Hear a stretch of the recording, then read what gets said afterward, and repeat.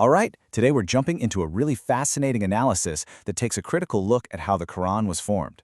It zeroes in on this core tension. How can a book be considered a single, perfect, eternal text when historical sources seem to show it was revealed and pieced together over many, many years? And this question right here, it's really the heart of the entire argument. It's a paradox, right? If you believe a holy book is timeless, perfect, straight from God, how does that line up with a text that seems to be reacting in real time to the day-to-day events in one man's life over 2 decades? So first up, the analysis points to just how deeply the Quran seems to be connected to specific moments in history. You see, many of the revelations aren't written like these broad, universal laws for all time. Instead, they feel like direct responses to very particular situations. Just take a look at these examples here.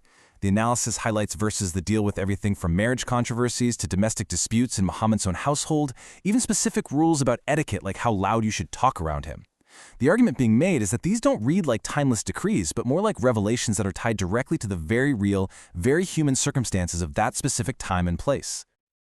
Wow. Now this quote, which is attributed to Muhammad's wife Aisha, is, well, it's pretty powerful. The analysis presents this as a piece of evidence suggesting that even people in his innermost circle noticed a kind of pattern, that divine revelations sometimes showed up at moments that seemed incredibly convenient for the prophet on a personal level. Okay, next up, the analysis gets into this idea of completion. I mean, if a book is supposed to be finished and absolutely perfect, you'd probably expect a pretty clear ending, right? A definitive final statement. But the argument here is that finding that the end moment in the Quran is actually a lot more complicated than you'd think.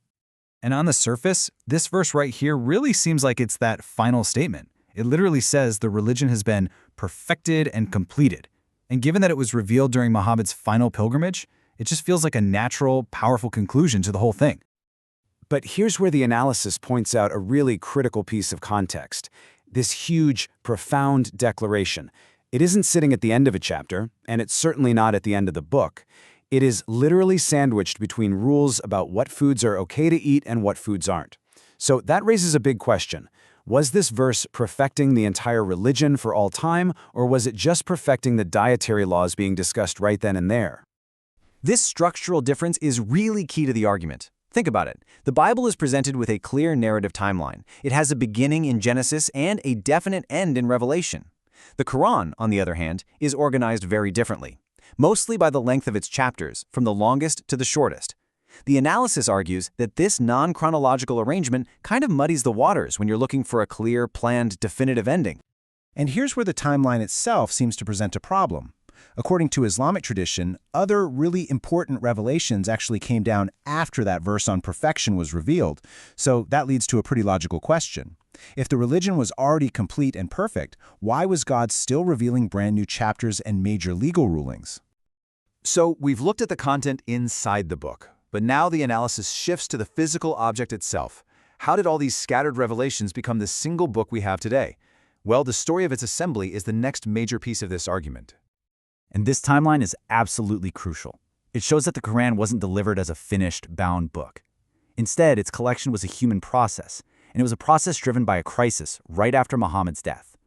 The revelations, which existed on things like palm leaves, stones, and in people's memories, had to be gathered, compiled, and eventually standardized by a later caliph to create one single official version. Okay, now we're getting to what is maybe the most concrete evidence presented in this analysis. We're talking about reports from early Islamic tradition about verses that went missing, and actual physical proof from ancient manuscripts that show variations in the text. I mean, just think about this for a second. This is a pretty startling claim, coming from early Islamic sources and, again, attributed to Aisha.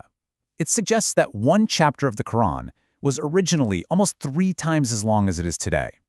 If that's true, it would mean a huge number of verses might have been lost or were just left out of the final official version. And it's not just that one example.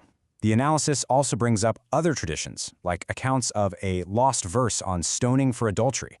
The whole point of bringing up these examples is to challenge that idea of a simple, perfectly preserved text, and instead suggest a much more complex history of compilation, editing, and even loss. And you know, this isn't just based on historical stories. There is physical evidence. This table here shows some of the differences between the standard Quran we have today and one of the oldest manuscripts ever found, the Sanam manuscript. Just look at the variations in the wording. They might seem small, but they are hugely significant because they prove that the text existed in slightly different forms before one single version was declared the official standard. So, where does all this lead? We have the historical context, the ambiguous ending, the human compilation process, and now the textual variations. The analysis pulls all these threads together into what it calls a divine dilemma. And here's the dilemma it presents. It's kind of like a pick-your-poison situation.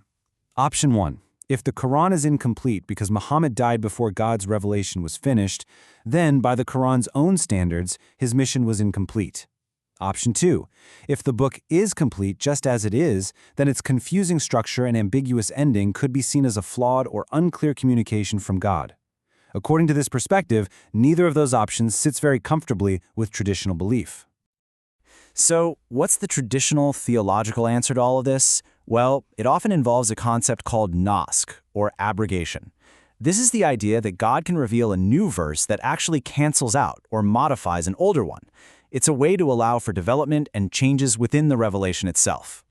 But the analysis actually flips this idea on its head. It argues that the very concept of abrogation proves the main point. By saying that verses were changed and updated over time, it confirms that the revelation was this evolving process tied to history, not the delivery of a single, static, prepackaged eternal book. So, in the end, this analysis isn't really about providing some kind of final, definitive answer. It's about raising a really fundamental question. How does understanding the human history behind a sacred text change its meaning for us today? It suggests that maybe, to truly grasp a divine message, we first need to understand the human hands that wrote it down, compiled it, and passed it on.